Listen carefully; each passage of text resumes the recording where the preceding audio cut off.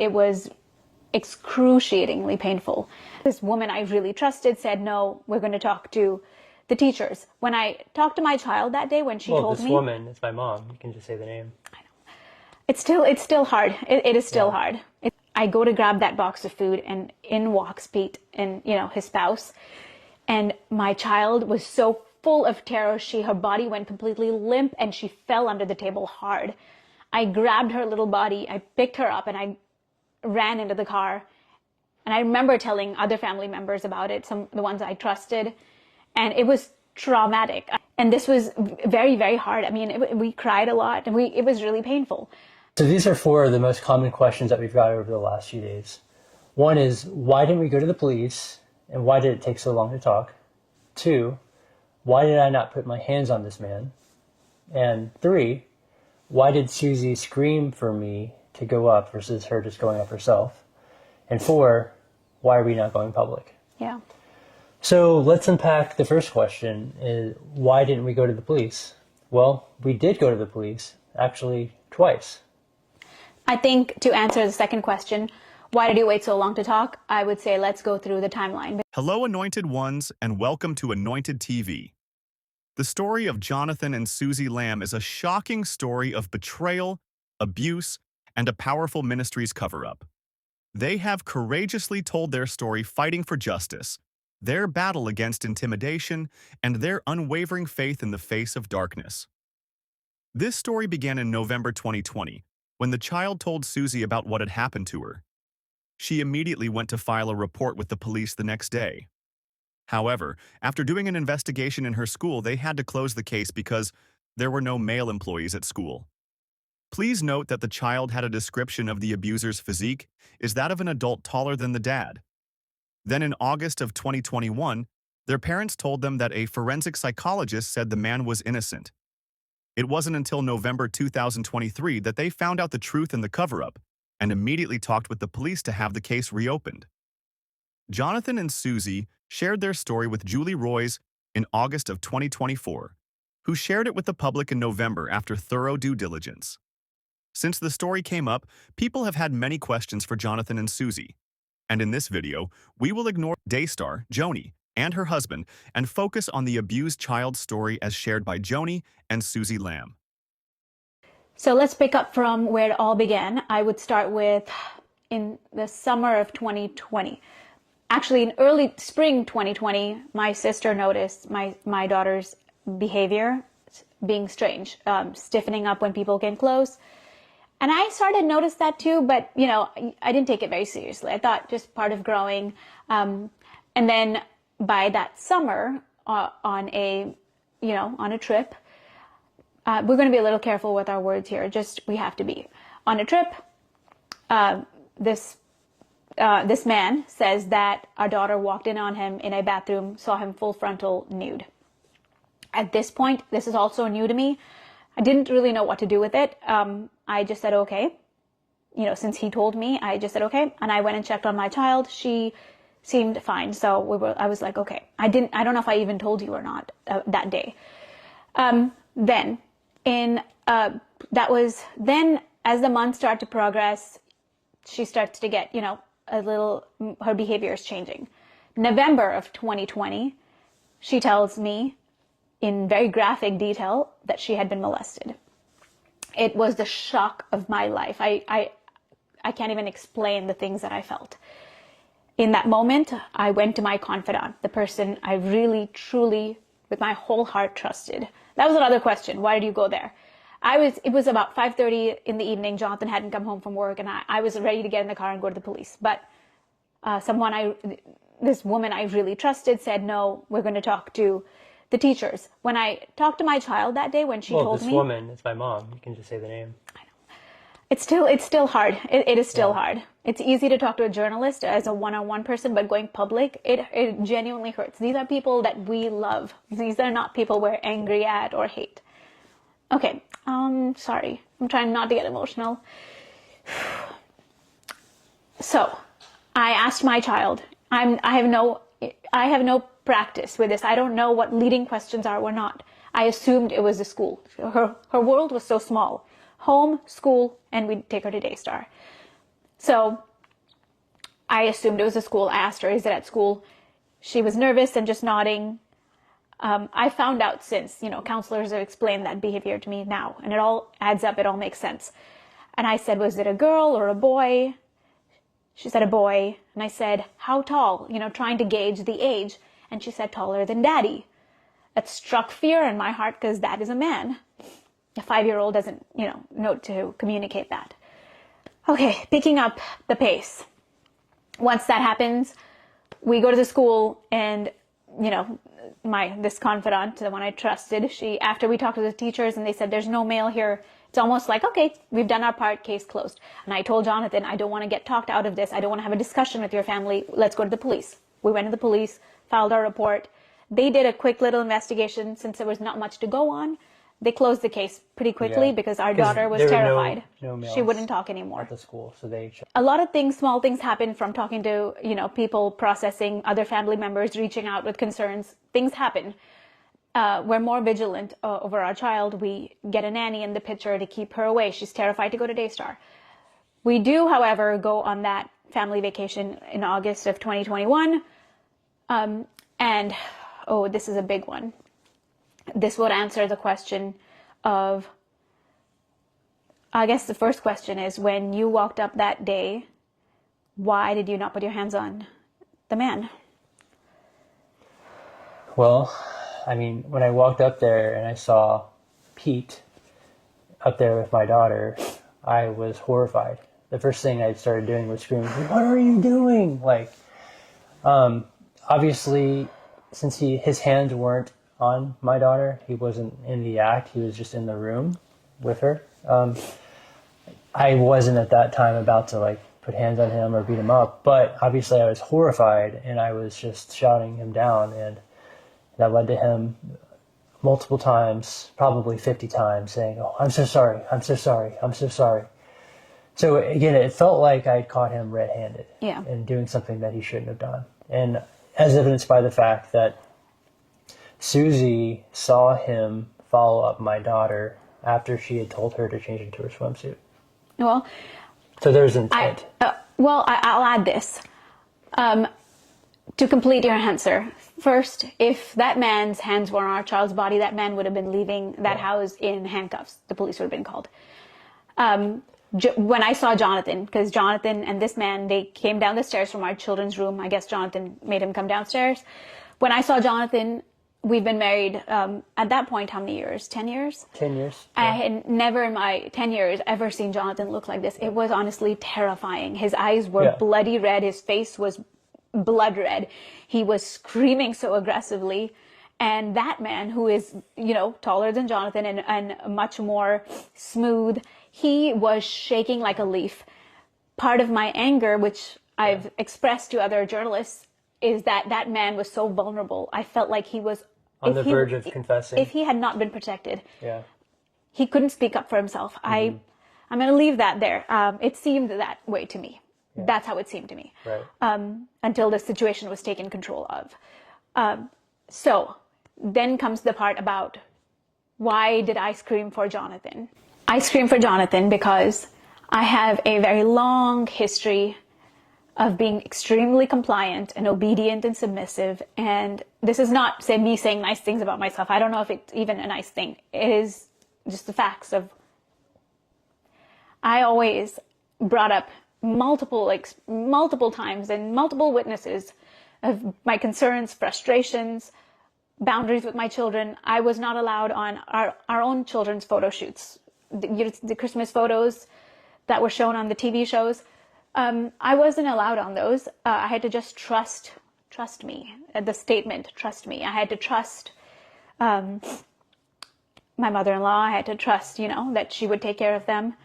And I had to do this in service to God. I had to obey and trust. And I'm not naive like I used to be. I was in my early 20s when I had my kids, and it was just programmed from then. You got to trust. You got to trust. Anytime I had any concerns, if I brought up anything that bothered me with my children, any kind of boundaries, I was shut down, scolded.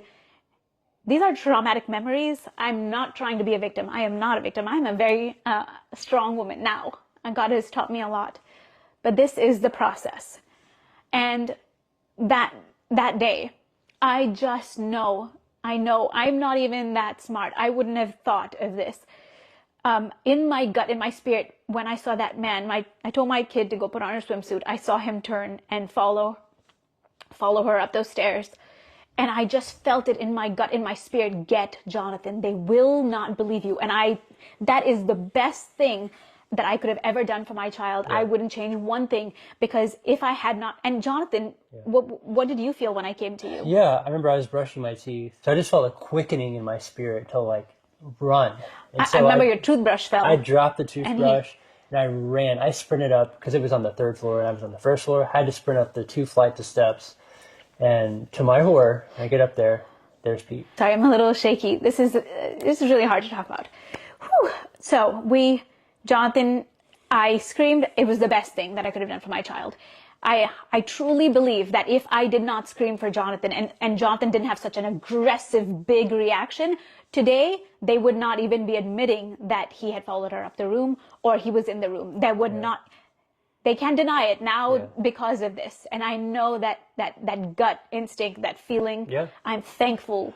Absolutely. Normally, am I a mama bear? Oh, you don't even know. I have gotten into so many fights. I have been beaten down and pushed into submission for being a mama bear. And I thank God with all my heart that the day came when he said enough is enough is enough. Whew, that was an intense one. Okay. And a few days later, my father calls me and my brother-in-law into his office. He tells us that Pete has been cleared by this forensic examiner and that we need to submit and move forward. Yeah, and all we ever knew in our lives, all we had ever done is obey and submit. We had never questioned. Yeah. And so even though I had big, strong doubts, I was angry. I'm not going to just lie and say that, I moved on. No, it was a big struggle. But the way that we were trained, God is our witness, Jonathan and I, you are going to be the future leaders. You have to take the lower road. You have to bring family unity. You have to do what it takes to be the bigger person. Go golf with him. You go have coffee, apologize to her. Do whatever it takes to be friendly and loving. That is the character of Christ. And we did it with all our hearts. We didn't perform. We weren't fake about it. We truly did it with all our hearts. Yeah, I mean, it was very difficult, obviously, to move forward after that. Still, I had legitimate concerns, but at the end of the day, I trusted that my dad had actually gone through the process of clearing Pete with this examiner. Yeah. And we moved forward. We still had a very strained relationship. Oh, we had boundaries with our house. I went to Daystar one afternoon to grab something from the cafe. There was something in the green room, and I had my child with me, and I knew she was scared at this point, so we didn't take her there anymore. We had a nanny at home with her. But this one time, I wanted to pick up something really quick. I go in there. It's in the afternoon. I didn't think anyone would be in the green room. And I take her with me, and it was horrible. I go to grab that box of food, and in walks Pete and, his spouse. And my child was so full of terror, her body went completely limp, and she fell under the table hard. I grabbed her little body, I picked her up, and I ran into the car. And I remember telling other family members about it, the ones I trusted. And it was traumatic. I was like, I'm not bringing my child here. We didn't for a while. But these things were happening. So then we go into this strained part of this relationship. This was the first time in our lives that Jonathan and I weren't having a warm, close relationship with his parents. Before that, we were so tight. And this was very, very hard. I mean, we cried a lot, and it was really painful. It was 2 days after Jonathan said no to the NDA. 2 days after, November 18th, we get the call, find out it was a cover-up. The people who supposedly did this investigation, both of them said, nope, it was shut down. We did no investigation. That sent me honestly spiraling. I couldn't believe that level of deception and trauma. I mean, I had seen lies throughout, but this level, it was too much for my heart to even bear. I hit a downward spiral. I really did. And at that point, we knew we needed to take action. So the best path of action forward was first find a counselor for our child. We went, found a counselor, told the counselor called CPS called the cops, and the detective called me back, reopened the case. Told him what happened on that vacation, all our concerns, and how we're worried about not only, yes, our child is out of danger at this point. We want justice for our child, but it doesn't matter whose child it is. Children must be protected. It's much bigger than just our story, because this person has influence and, can be around other children. Now, I don't know if you've gone through counseling. It's not easy. Counseling can be extremely hard, digging into the places that your mind doesn't want to go, wants to protect you from. And it was really, really hard on our child. That process for a few months, every time she went through a session, when she came home the rest of the day, no one could touch her. She was on guard. Her body started breaking out like it did before. It looked like shingles, but it was eczema. And I started to cry because I was just like, I cannot see my child suffer like this. And I spoke to an older counselor, someone else, who said, God has given our bodies this defense mechanism to protect us. Don't force it. Don't push it. When it comes out, it will come out in God's timing. You have to trust God.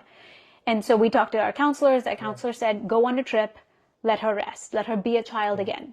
Meanwhile, we start getting followed. I know I'm going through this really fast, but there's a lot of details. We're being followed. I'm terrified to go to the grocery store. There's a man taking a picture of me. Outside our house, we see mysterious cars. It gets really bad, to the point Jonathan, me, and our children, we just packed up, got in the car, and drove for days. And that's how we went to South Dakota. And why are we going public? I think our answer explains why we had no other option. But I would say the baseline is, it would have been much easier. We would have been okay to quietly walk away and keep our private lives private. Everywhere we went, people wouldn't look at us weird. And think about this, okay? Our child, this is the rest of her life. I would never share another victim stories. I know many other stories that I could tell, which would make our case stronger from the same ministry. But I will never, I don't care if it helps me or not, because justice comes from my God. I will never tell another person's victim story. I was never going to tell my story, what happened with that chiropractor, especially because he has a daughter, and I met her and I loved her genuinely, and I never wanted her to see this. Yeah. But here we are. But you did the beautiful thing of standing in solidarity with our daughter. I had no option. I couldn't put my child out there while hiding. Just had no option. But if it was up to me, I would never tell that story to anyone. So you can see the weight on our shoulders as parents to go and tell the world this about our child. It is something I could only do with the full force and strength of God to do this. I tell you this before God. We have no unforgiveness, no anger, no agenda in our hearts. We want to see, as we obey God and we put our lives in the line, we have counted the cost. We put our family and our story out there for God to take these ashes and make it beautiful. In that same way, we want to tell you we love and we bless them. So we don't want anyone to attack them, but we do want accountability with all our hearts. Every leader, if you are on a platform, you should be bold enough to answer any questions and be cross-examined. If you can't do that, step back. You are not here to be a pastor or a leader and be a coward. Either you do the job with transparency and accountability, or don't, but that has to be a standard. So I encourage you all, ask questions. Don't be scared. Don't just submit and be scared, because we came out of that really controlling submission culture. And now I will always teach, we submit to one another. God is our covering, and the written word of God. Sorry, I get a little passionate there, but I just really want to tell you, we love our family. We forgive them. We're not sitting here angry at all. We have joy and peace in our hearts. And now that the truth is out there in the world, we don't know what comes next. We just know that we have obeyed God. And as we have done to this point, we will go forward, and He will do what He does with our lives. That's right. It's baffling to me that a 5-year-old is abused, and people want to defend the ministry that sought to cover it up and continued to let the alleged abuser around children. Jesus was pretty clear about how He felt about children. He said, "Speak for the voiceless, defend them." We have made idols out of church and ministry leaders, so much so that we are blinded by their complete lack of the character of Jesus. A 5-year-old girl was abused, and people are more concerned about their wealth and family relationships, ignoring her plight. Why would they cover up an abuse? She deserves justice. It would be good for everyone if proper investigation is allowed and proves that Pete is not guilty of the crime. If they are innocent, as Marcus Lamb claimed, then it will be a beginning to the healing of relationships in the Lamb's family. Unfortunately, Daystar and Joni's sympathizers have opted to shame the victim on social media. They are asking why Joni and Suzy waited so long to come forward. They insinuate they are going public for financial reasons and even demand more details. They have also inserted their narrative of what Jonathan and Suzy should have done to prevent or respond to the abuse. It is one thing to hold the tension of a complex story and approach it with curiosity, but it is another to burden victims and whistleblowers with standards that you have not even required of the people and institutions who harmed them. Despite the betrayal and backlash from few people sympathizing with the abusers, this family isn't seeking revenge. They are calling for something far greater: accountability, transparency, and integrity in ministry. They believe spiritual leaders must be held to a higher standard. Their story isn't just about exposing a cover-up, it's about protecting the innocent and obeying God. This story reminds us of a powerful truth. Even in the darkest moments, light can shine through. Justice may be delayed, but it will not be denied. If this story has touched you, remember, faith isn't blind. It's bold, courageous, and willing to stand for what's right. Let's hold our leaders accountable and protect the vulnerable, because that's what true faith demands.